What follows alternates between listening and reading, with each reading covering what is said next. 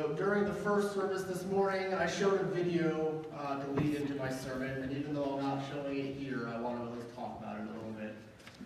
It's a short video which had some homeless persons from different contexts, ages, and backgrounds, all there. And they were just listening and reading things that people have said about the homeless online or in papers or interviews.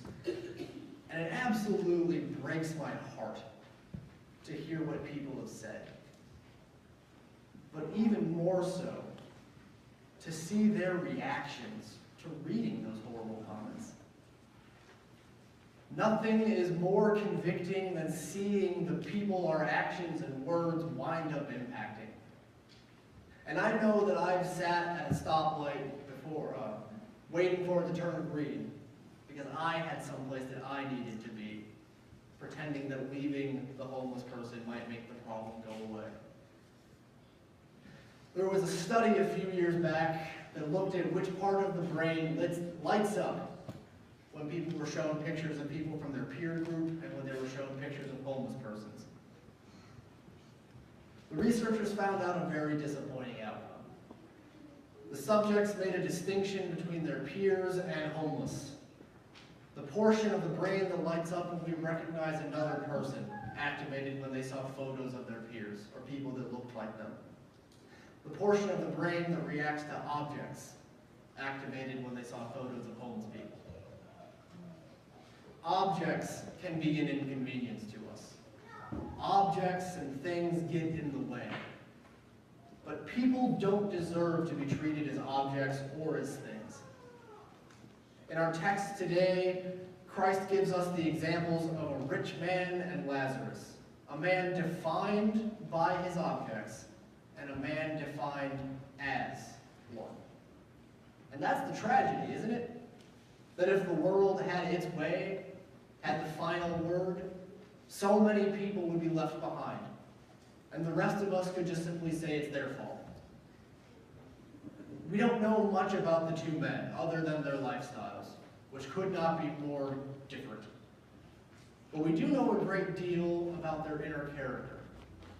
We can discern where they placed their trust in life by where they ended up after life. The rich man ends up in Hades, showing that he did not put his trust in God. Presumably, he felt that because he had so many things, that God favored him, and that things were just confirming his status before God. Lazarus not only goes to heaven, but he's taken there by angels. He is the example of putting your trust in God because that's all you have left. And in truth, putting trust in God is really all we can have. The world doesn't have the final say, though. We can be tricked into thinking that it does because we see people like the rich man in our lives far too often. And we've seen what wealth can bring. But we forget just as quickly as having seen it that wealth is fleeting and never guaranteed. If we rely on the world to reassure us of our favored status, we'll eventually simply lie to ourselves. If we were all given what we deserve, then none of us would end up with Lazarus. But the God who promised the impossible to Abraham is the same God that does the impossible for us now through Christ. In Christ, we see the fallacy of the rich man. We see Lazarus as the hero he is meant to be, because Christ has showed us that nothing that we use to judge each other has any power over us. If God was willing to go to the cross for the sins of those whom we would cast as the most undeserving, then we have no legitimate way of judging anyone, because we're all unworthy. If even the worst among us can be justified by God, then so can the worst of them too, no matter who they are or how we define them. There's no special condition that we can attain on our own. If we made attaining that thing our goal, just like the rich man, instead of trusting God to provide for us, even if reaching that point would have mattered. It will have replaced God in our lives and therefore would be meaningless. We are redeemed people of God, and it is entirely unexpected and seemingly unfair that God loves us as much as we are. When God made the promise to Abraham in Genesis, and Abraham trusted that God would provide, against all evidence, God showed that anyone can be righteous if they trust. God is not limited to any one person or any one group of people. It was Abraham's faith that made him righteous, and it was God's promise that meant it applied to all those who descended from him. But if Abraham's faith is why God considered him righteous, that means the promise is not limited to even us. And we can see from the cross that when it comes to redemption, God died for the Lazaruses of the world too. Those people that we sometimes see as objects. We are called to help the Lazaruses of the world and not to pretend that they aren't there. We are called to use our resources for the betterment of the other and not at their expense. We are called to see the struggle of the other as our own struggle, their hunger as our hunger, their pain as the aches of our bones. Because grace and compassion go from God to all peoples, no conditions. So it should also go from all people to all people.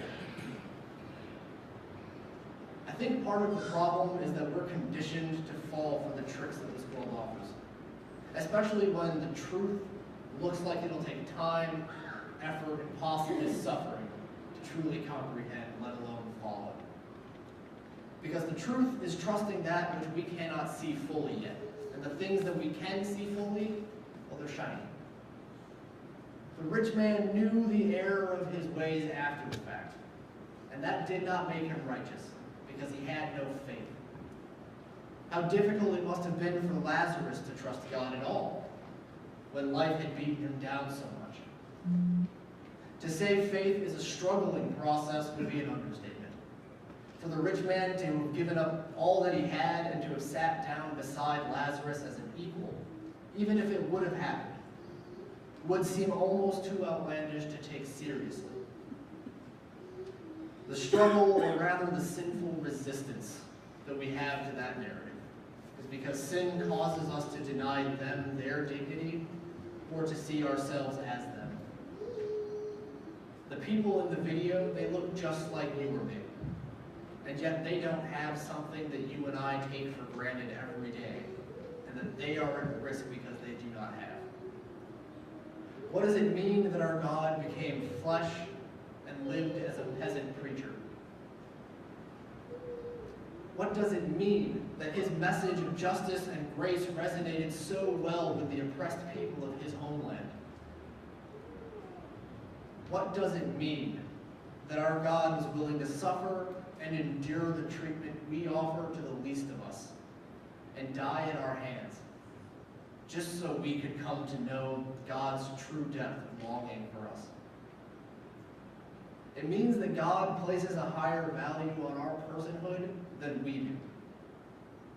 None of us would be willing to change places with society's worst offenders and take that punishment undeservedly. Salvation and justification are two things that we will never be able to attain for ourselves. They're solely on God. And we can never be thankful enough for that, because even if it was possible for us to earn it, no one would. It'd be too hard. God's promise is always there for us, and is the one thing that will never fade away or be taken from us in life or death. That promise is that trusting God brings salvation. It's so easy we almost want to resist it and put extra conditions on it. And we do. And we add more.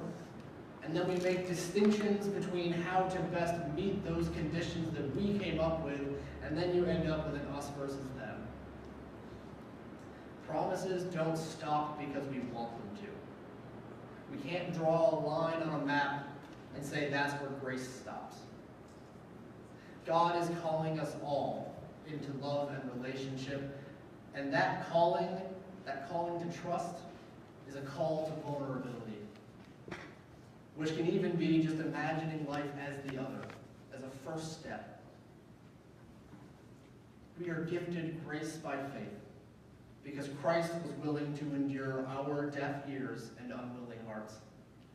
As we continue through Lent, and we remember our ears are still too often deaf, and our hearts still unsoftened, let us also remember that God's love overcomes death and even our worst selves. Amen.